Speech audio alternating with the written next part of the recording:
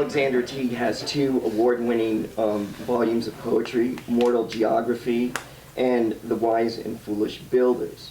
Her work has been anthologized in Best American Poetry and Best New Poets, and her work has appeared in numerous other literary journals. She was a Stegner Fellow at Stanford and a National Endowment for the Arts Fellowship winner. She also, and I hear this from absolutely everyone, is an extraordinary teacher, and I'm disappointed that I haven't had the opportunity to take her workshop. She is also the faculty advisor for Fugue and the editor for Broadsided Press. And she is presently working on her 3rd manuscript. Please welcome Alexandra Teague.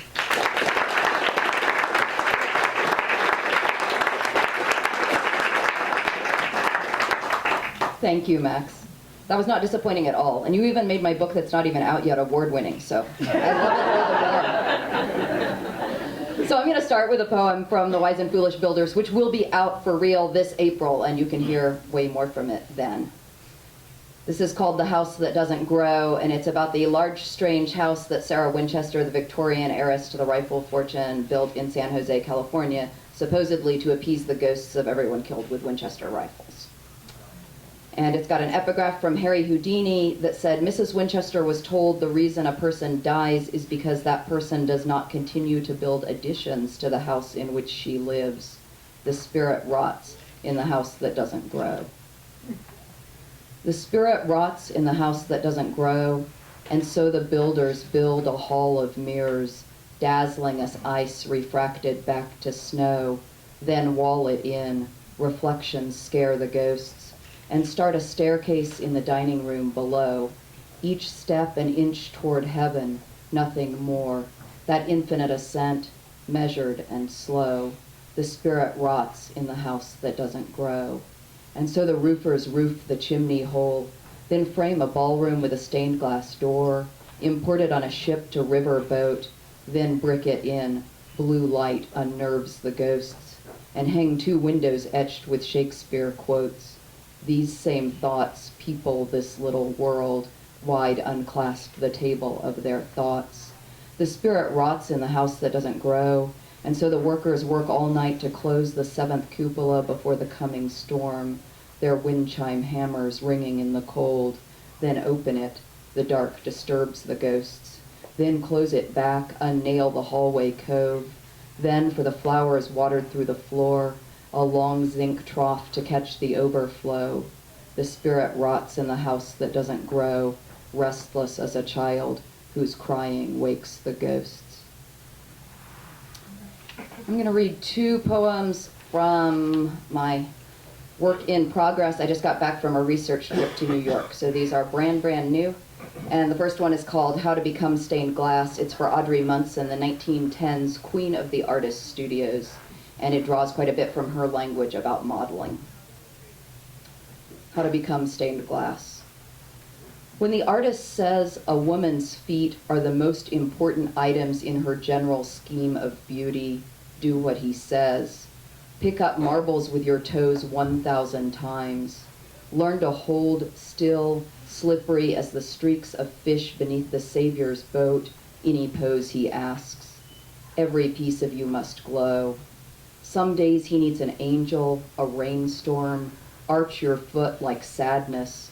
Learn to walk undressed through heaven's narrow gates.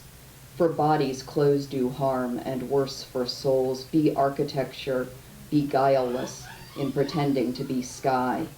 If he says so few girls possess figures which are beautiful, separated into their details, learn fragmentation, the minute articulation of eyes watching themselves, blue-gray, a wisp of black for hair or iris. If he orders you to stand still as ice water deluges your back, understand he does not ask for flesh but soul to uplift the falls. The artist requires a leg that tapers. The artist requires a woman to supply grace and emotion to the female form. Let him solder you back together, naked and chaste, restrained and unfettered, Concentrate until you smolder gold and garnet from the tips of your finger pains.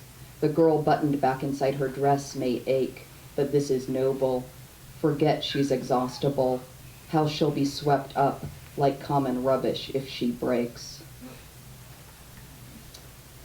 And I'll end with a poem called Ophelia Looks for Anger at the Metropolitan Museum. And this is my character Ophelia with an F, who I've been writing about. And anger is italicized as the name of an allegorical statue. And you'll hear names of other allegorical statues, and also a reference to a very famous statue from the end of the 1800s called Nydia, the Blind Flower Girl of Pompeii. Ophelia looks for anger at the Metropolitan Museum. When she learned women can be anything, she didn't know they just meant allegory. Evening's one bare breast sloping like moonlight toward her ribs, or beauty's dress slipping past her nipples, skin smooth as sweet wine, the soft bloom of columbine when it used to mean a flower, or purity absconded from personality, that rustling hive of body just winged marble soul now. It's terrifying, like the rapture or a taxidermied cat. All glazy eyes and curves hardened to hold meaning in. How not one will ever flinch or drop her thorn of vice, or wear a sweatsuit with sweetie written on the ass to sleep alone. It's hard to argue specifics with a concept, but she wants to say, memory, set the fucking mirror down. Stop gazing all dreamy at how dreams and youth must fade. You're like a Barry Manilow song, each word headed for ruin, like that Dietrich movie where she played a model but the censors censored all her posing, left the statues, cut blood and flesh and woman, song of songs. She's not a prude, but sometimes you can keep your clothes on, like in this atrium, air-conditioned so the art won't spoil. At least Cleopatra with her handy asp has attitude, a name you could name something living. Here Cleo, here Kitty, here Nydia, blind flower girl of Pompeii. Everyone loves a good martyr. How resigned sorrow had banished her smile, but not her sweetness. How she's nobly groping through rubble, breasts exposed to mean whatever a woman's body means after a volcano explodes and it's raining hot, invisible ash.